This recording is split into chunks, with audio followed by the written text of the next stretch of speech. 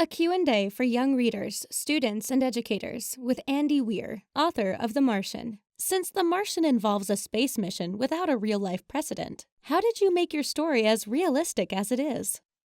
What resources did you use to help you get the science right? Well, there's never been a real Mars mission, so I had to kind of make one up on the fly. Most of it is based on a concept invented by Robert Zubrin in the mid-1980s called Mars Direct, although I made some changes to modernize it for new technology that's come up since then. But mostly my research was just me and Google. What advice do you have for teachers hoping to motivate STEM students today? I think the best way to get kids interested in STEM fields is to show them how cool it is and show them the results that STEM can accomplish.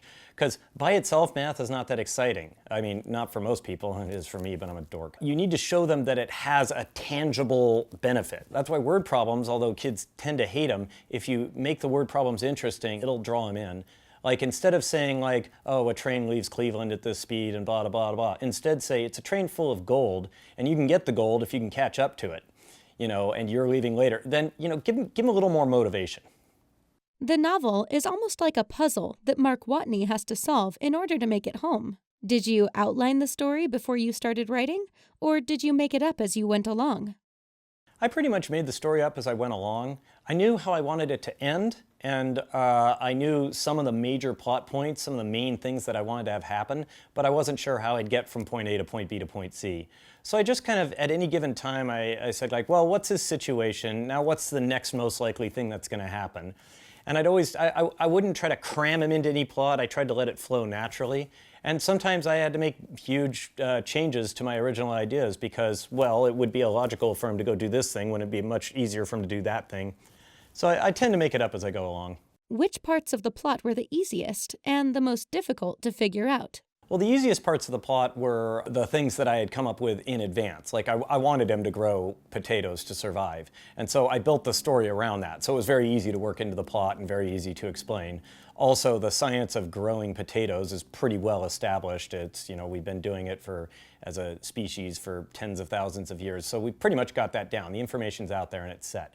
What was much more complicated, the very hardest thing for me was the orbital trajectories necessary to get Hermes from Earth to Mars and back and so on. All that stuff in the book, that's all real. Those trajectories it takes, those are all real. It took me weeks of work and I had to write special software to help me calculate it, all for what worked out to be a couple of sentences in the book. But, I wanted to be accurate. What's the best part of being a writer?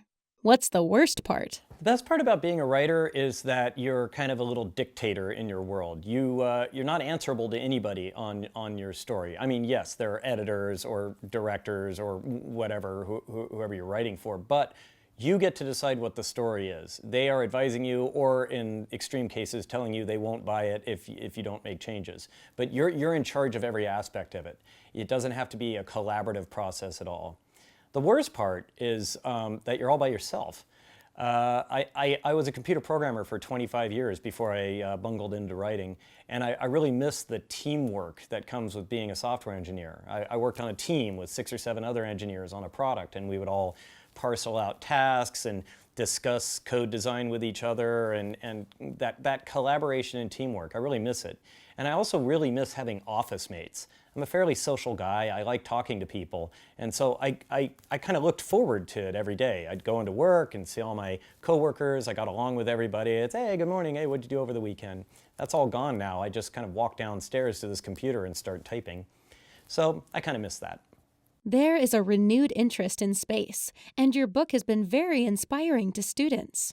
What has the response been with young people? The response to The Martian has been great with young people. When I wrote it, I assumed I was writing for a tiny niche audience of like hardcore space dorks. It never occurred to me that it would like inspire kids. I'm really glad it did, but I have to admit that wasn't a motivation or a goal when I was writing it. My favorite thing was I got an email from a woman who showed a picture of her daughter, and her daughter was dressed up in like a little NASA, it was Halloween time, and her daughter was like maybe 6 or 7 years old.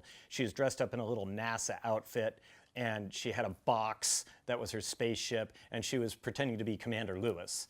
And I just thought that was really cool that like a little girl is like pretending to be an astronaut instead of pretending to be a princess because of my book, and so that felt good.